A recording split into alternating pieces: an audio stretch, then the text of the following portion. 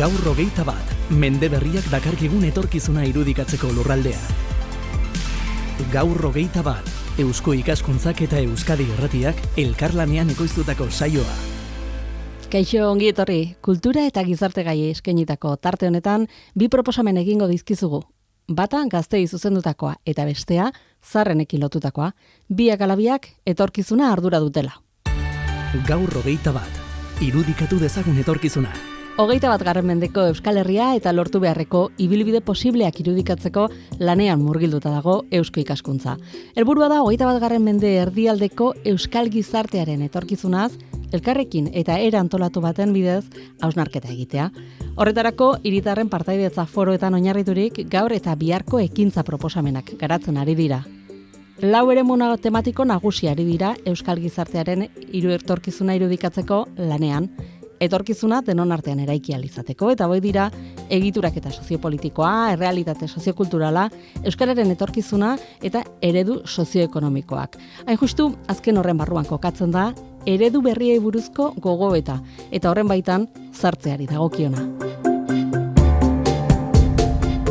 Ane Bustindui proiektuko arduraduna dugu gurekin. Ongi etorri, Ane. Kaixo, eskerrik asko. Zeintzu dira sartzeak dituen etorkizuneko erronkak?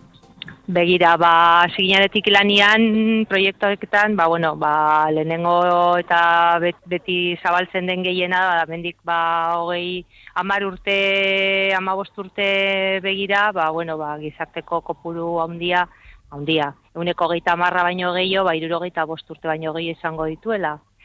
Eta horrek jartzen zaigu egoera gizarten egoera desberdin batean, orain arte ezagutuz dena. Eta asko hitz egiten da sartzearena hori da, eta betidanik hitz egiten da asko, ze gastu handia suposatzen duela pentsioen ordainketa, osasun arloan ere gero eta gastu handiena datorrela, eta bero beste hainbat gaiak ez, adibidez jende gero eta gehiago bakarrik bizi direla, nagusiak, etxeetan bakarrik, isolamendu dagoela. Hainbat gaiak eta normalean ikuspegi esango nuke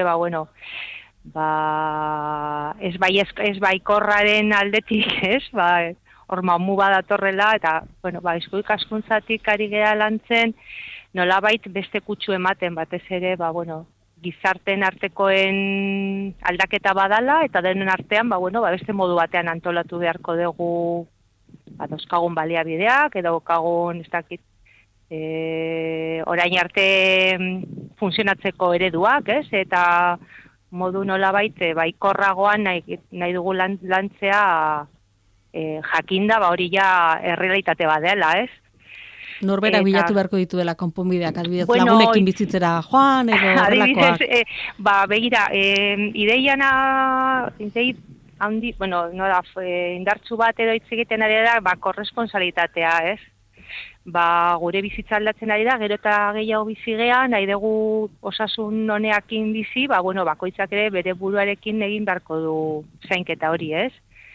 Alde batetik bestetik ere, naiz eta 75 urte izan, eta segun ze tokitan, beste egoera sartzen zarea, jubilatua zarela, ikusten ari geha hor, biztanlerian aldetik, edo populazioen aldetik, edo gizarte aldetik, kopuru handi bat, esperientzia handiko pertsonak dira, ezagutza eta ibilbide profesional luzearekin, eta nolabait balio guzti hori erabili edo onera, nolabait kudeatun beharko genuke, ez? Nola mantendu, nola aprobetxatu jakinduria guzti hori, eta deitzen da askotan zahartzaren aktibo hori, ez? Eta transferitzea gazte agian? Baita, beste ideia lantzen ari da, belaunaldien artekoen ere erlazioak, zubiak, nola nagusiak gazteekin erlazioak eta laguntzea, baita ibilbide profesionaletan edo aholkularitza ematekotan, eta nolabait hori. garbi daukagu gizarteren egitura aldatzen dela eta beste modu batean antolatu beharko gea. Beraz, arazoak identifikatuta, konponbide bila nolabait eta alternatiba bilatzea. Hori da, konponbide edo arau, kudeat bai, beste modu batean antolatu beharreko klabeak sortzen, ez? Eta denon artean. Hortan aritzen foroetan adibidez, antolatzen adibidez foroetan hortaz hitz egiten dugu, ez? Beraz, nola ikusten den, nola irudikatzen den, eta nola nahiko genukeen ere bai. Desberdintasuna handia alda. Badai, baina baita ikusten dugu daukagun historikoki eta Gipuzkoa eta Euskadi mailan nolabait elkartasun eta elkarlantzeko ere ohitura edo aldea. Eta zentzu hortan ikusten dugu aukera asko, herrietan nola sortzen ari dira ere elkarteak, ez bakarrik nagusien elkarteak nahi dituzte lagundu herrian, ez? Baizik gazte eta nagusien artekoen proiektuak ere bai. Nahasketa hori agian baita. Nahasketa hori, bai. Hori alde batetik eta bestetik hori, zarkitze aktibo hortan edo zartzaro aktibo hortan ere bai, nolabait bakoitzak ere zer dago dispuesto egiten, ez? Edo nahi du etxian geratu eskatzen nila nagusia naizen, ez dute zer egin beharrik eta eskubidea ditut, ez? Bizi guztian indutelako lan eta orain dakat eskubidea jasotzeko onurak asateko, ez? Eta beste batzuk zaten dira, ez? Denok gaude gizartea egiteko egunero elkarlanean, ez? Eta ni oso aktibo mantendu nahi dut, eta ez den nahi beste zai egon. Beraz, eredu berri buruzko gogoeta horretan, sartzeari dagokiona, otsailaren 28an jarraituko duzue gogoeta horrekin, Irungo Palmera Montero gunean gelditu zarete, asteazkenez, deialdia irekia da, baina nork hartzen du parte horrelako foroetan? Normalean etortzen dira herriko elkarteetako bai emakumezkoak, nagusienezkoak, ikasleak ere etortzen ari dira, zeren ikastetxetan ere lantzen ari dira horrelako gaiak, eta orduan badaude irakasle batzuk, konturatzen dira foro hauetan ere parte hartzea interesgarria dela. Gero enpresak batzuk ere, zeren hemen sektore ekonomiko bat sortzen ari da, zerbitzu eta produktu berriak sortzeko aukerak daude, orduan bataz etortzen dira ere bai zerbitzu sozialetan inguruan dabiltzaten enpresetako jendea. Beraz, ekarpenen bat egin nahi duen ororentzat irekita dago deialdia. Bai. Hortxe utziko dugu, jarraituko dugu, ze eszenatoki hori irudikatzen hasi besterik etzarete egin, eta pixkanaka irudi hori osatuagoa dagoenean hitz egingo dugu berriro. Espero dugu, eskerrik asko, hor egongo gean, nahi badezue. Laizter arte. Venga, mire esker, agur. Gaur 21. Gogoetaren lurraldea. Gaztentzat abian jarritako ekimen batez arituko gara jarraian, Euskara Abentura deitzen da, eta Mauretik abiatu eta Getxon amaituko da Euskal Herria oinez zeharkatuko duen abentura hau. Gizateriaren ondare izendatutako gunetan geldialdiak egingo dituzte, hori bai. Antolatzaileetako bat dugu gurekin, Euskara Abentura elkarteko kidea eta Eusko Ikaskuntzako gaztea, Beñat Garaio, ongi etorri. Eskerrik asko zuen deiarengatik. Zer da Euskara Abentura, Beñat?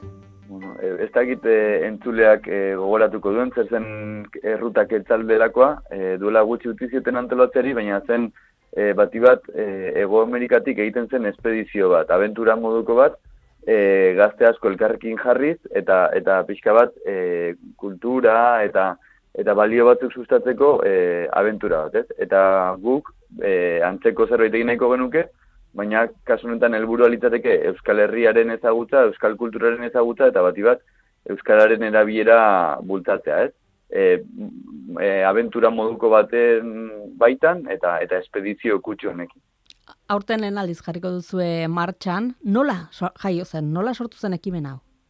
Beti bezala egoten da horrelako ideia brillante bat izaten duen lider edo aitzindari bat, eta bueno, duela 3 urteko Boiziko jaialdian elkartu ginen, Eta, bueno, komentatu zigun ideia hori, imaginatu nolako jendea elkartzen den Boiziko jaialdian, saltzeroak, geldirik egoten ez dakigunak, eta, bueno, pixkanaka abian jarri ginen, pausuak motel ematen, baina tira, badirudi azken urte hilabetetan dena aurrera doala, azkarrago, eta tira, esan dezakegu, uda honetan errealitate bihurtuko dela, eta bueno, gogo daukagu ikusteko nola aterako den. Baina nortzuk zarete antolatzaileak, nortzuk zarete? Amar gazteko kuadri bat gara, denak Euskal Herritarrak, pixkate ideia bat induzazun, 10 horietatik 5 arabarrak, 2 bizkaitar, 3 gipuzkoar,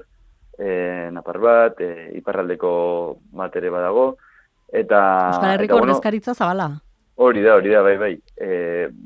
Azkenean guk ere, harreman hau genuen, gure artean kuadrilla zabal bat genuen, eta pentsatu genuen Euskal Herriko gazteek ere horrelako zerbait behar zutela, ez? Euskal Herriko beste txokoetako jendea ezagutu, eta Euskal Abenturaren ondoren, harreman hori zendote ere komeni zaiela gaur egungo Euskal gazteei, ez? Eta gure ezaugarriak, pixka denetarik, ez? Baude enpresariak, baude kazetariak, baude kulturteknikariak, ikerlariak, pixka denetarik. Oso talde anitza da, eta uste dut hori dela gure balioetako bat. Beraz, bainat, azaldu duzunagatik, utxune bat edo nabarmendu zenuten, baina utxune hori betetzeko zuek zuen burua aurkeztun zenuten, eta horretara animatu egin zineten, zergatik? Guk sorte hori daukagu euskeraz hitz egiteko, eta naiz eta toki ezberdinetakoak izan, euskera da gure lehen hizkuntza, eta hala nahi dugu izatea, eta badakigu beste gazte batzuk egoera berdinen daudenak edo bintzat nahi berdina dutenak, baina ez dutenak lortzen, ez? Eta orduan Euskal Abentura antolatuta, ja baldintzak edo aitzakia jarriko genieke gazte horiei, aisialdiaren esparruan eta beraien abentura bat eskeniz, euskara erabiltzeko, beraien moduko gazte gehiagorekin, ez? Beraz, euskara ardatz. Bai, hori da. Euskara, euskal kultura, euskal herria, bai. Euskara ezinbesteko baldintza beraz, baina nori zuzenduta dago? 16-17 urte bitarteko gazteentzat, 4. DBH eta lehenengo batxillergoko gazteentzat, eta interesa duen edonorentzat. Argi dago, pertsona aktiboak izan beharko direla ibilaldi hau egiteko, baina bestelako irizpiderik ez dugu zehazten. Eta zer jasoko dute, Zer jasoko dute, hilabete osoko espedizioa Euskal Herri osoan barna, eta egia esan nahiko ondo zehaztuta daukagun ibilbide bat, ibilbide horretan gainera, ez da ibiltza bakarrik izango, baizik eta tokian ekimen eta ekitaldi desberdinak antolatuko ditugu, eta gainera debalde da, orduan uste dut, uda polita izan daitekela izena ematen duten gaztentzako. 120 gazte inguru espero dituzue, ez da kopuru makala? Ez da kopuru makala eta kontziente gara lehenengo urte izan da, zaila izango dela izen emate asko lortzea, ez? Baina tira, uste dute lata desiente ematen ari garela, 10 pertsona gara eta horrek asko eskertzen du sustapena egiterako orduan, eta tira, ez dut esan, baina parte hartzeko gauzatxo bat egin behar da, hasteko motivazio gutun bat idatzi behar da, eta bigarrenik lan bat entregatu behar da. Eta lan hori izan daiteke historikoa, literarioa, plastikoa, musikala eta ikusentzunezkoa. Eta gaia berriz, Euskara eta zure herria, edo Euskara eta itsasoa, edo Euskara eta emakumeak, horrela oso zabala. Euskara eta otutzen zaizuna, edo gertukoen zaizun gai bat, ezta? Hori da. Eta behintzat, bi lantxo horiek entregatuta, eta horretareko martxoaren 18 bitarteko EPA zabalik dago, ja berez barruan zeundeke, eta gero ja emaitzak apirilean zabalduko dira. Eta, aprobetxatu behar dut, esateko, Eusko Ikaskuntzaren laguntza ezinbesteko izan dela, hainbat laguntza mota eskini dizkigulako logistikoa eta akademikoa, eta laguntza akademikoaren baitan, lanen zuzenketa honetan bereiek izango dira lan potolona egingo dutenak, ez? Orduan hemendik eskertu nahi diegu benetan guregatik egin dutena. Orain gerratzen dena da, 16-17 urteko gazteak motivazio gutuna idatzi eta euskarari buruzko lan hori egiten animatzen jartzea, ezta? Hori da, hori. Lanean jarri nahi dituzulako. dituzte, 2 hilabete eskasi dituzte, eta uste dute, bai, egongo dela modua gazte desenteren aurkezpenak eta jasotzeko. Martxoaren 18 arte, beraz. Zergatik 16-17 urteko gazteak bainat? Bueno, egia esan, horiek dira bizkat uda lasaienak, ez? Nolabait esatearren, gero batxiergoko bigarren mailan nola da? Selektibitatea izaten da, hautafrogak izaten dira, eta horrek uda bizkat zatitzen du, baina bien bitartean lehenengo batxiergoko ikasleek maiatzaren erdialderako ondo bidean ja oporrak hasten dituzte, ez? Eta bueno, gero aspektu psikologikoan edo sozialean esan nahi bada, uste dut adin ezin aproposagoa dela euskara beraien gustoko zerbaitekin lotzeko, ez? Klaseko eduki aspergarri bat izan ordez, abentura batekin lotzen badute euskara, eta pentsatzen dugu 17-16 urte tarte hori oso aproposa dela beraien oroitapenetan itzatuta gelditzeko. Oso itxurarona du, plan bikaina dirudi, ezta? Uztaila lagun artean pasatzea, 120 gazte, 16-17 urtekoak uste dut, Euskal Herri osoak nabarituko duela, ezta? Ondoti pasata. Bai, egia esan 120 pertsona asko dira, eta gero kontutan hartu, espedizio horretan beste kide batzuk egongo direla, ez? Begiraleak, medikuak, laguntzaileak, eta barruze bat, orduan, karaban handi xamarra izango da, eta bueno, ja uztailaren batean hasiko gara Maulen, Mauletik Donibane Garatzira, hortik Iruñara, eta hortik Doneiako bidea jarraituz, Don Emilia gara joango gara, hango glosak ikustera, gero berriz Arabara, Añanatik Gasteizera, Gasteiztetik Donostira, Donostitik Baionara, eta Baionatik ja kostaleko bidea hartuz, Getxoko Bizkaiatu biraino, Bilbotik pasatuta Getxoraino. Eta hori izango da ibilbidea. Orduan, norbaitek ikusten du egun horietan izugarrizko espedizio bat, karabana bat, gu gara. Esperientzia, ibili, ikasi, uztaila primerakoa pasatzeko aukera, eta parte hartu ondoren, zer? Parte hartu ondoren, ez dakit, espero dezagun bereingan, ez dakit nola esan, ez? Aztarna bat ustea, ez? Aztarna bat, beraien etorkizunerako funtsezko izango dena, eta espero dezagun kuadrilla edo harreman horiek bintzat mantentzea, eta bati bat harreman horiek euskararen bitartez izatea, ez? Eta guri dakigunez, espero dezagun lehenengo ekitaldia baino askoz gehiago antolatzea, ez? Orduan ikusiko dugu nola ateratzen den lehenengo ekitaldi hau, baina esperantza dugu luzaroan egongo garela. Hitz egin alduzue gazteekin proiekten duzuen proposamen honen inguruan? Zer erantzun jaso duzue? Azaldu diezuenean zertan ari zareten? Egia esan askok iritzi oso baikorra du, gero data hauek ez dira proposak orain azterketetan daudelako, eta esaten dute lanpetuta nago, baina saiatuko nahi. Eta gero zalantzak adierazten dituzte, kilometro gehiagi ezote diren izango, ezote dengo gorregia izango, baina egia esan ez dira kilometro asko, eta motxilarik ieia ez dut eramango, guk eramango dugulako furgonetan, beraien motxila pisutsuena. Orduan, uste dut, jaso ditugun ekarpenekin batera eta joan garela fintzen gure proposamena, eta uste dut beraien zalantzak argitzeko moduan garela, eta uste dut nahiko proposamen erakargarria dugula. Beraz, oraindik bada denbora pixka bat entrenatzeko ere, ezta? Bai. Hasi daitezke egunero pixkat ibiltzen, eta iritsiko dira sasoi betean udarera. Beinat, web horri bat ere baduzue, euskaraventura.eus, hor lor daitezke izen emateko argibide gehiago, zer aurkituko dugu hor? Bai, hor informazio guztia dago, nik kontatu duan guztia horre aurkitu dezake interesadunak, bai gurasoak, bai gazteak beraiek hor ikusi izakete. Ibilbidea zehatz mehatz jarrita ere, bai? Hori da. Eta parte hartzeko, han bertan egin daiteke hor parte hartu izeneko estekatxo bat edo jartzen du, Eta horre formulario bat dago, eta horri izen eman, eta lana hor bertan eskegi, eta, bueno, informazio hori eta beste hainbat gauza hor daude. Hor agertzen da gure laguntzaile eta babesleen zerrenda bat, zeberaiei eskerrak iritsi gara onarte eta antolatuko dugu Euskal Abentura honetan, orduan, bai, denetarik dago hor. Tira, bainat jarraituko dugu ekimen hau, zergatik apuntatu beharko lukete 16-17 urteko gazteek, zer iruditzen zaizu zuri? Gazte bezala eta 10 urte gutxiago izango banitu, izugarrizko uztaila pasatzeko eta ni bezalako lagunak ezagutzeko, ez?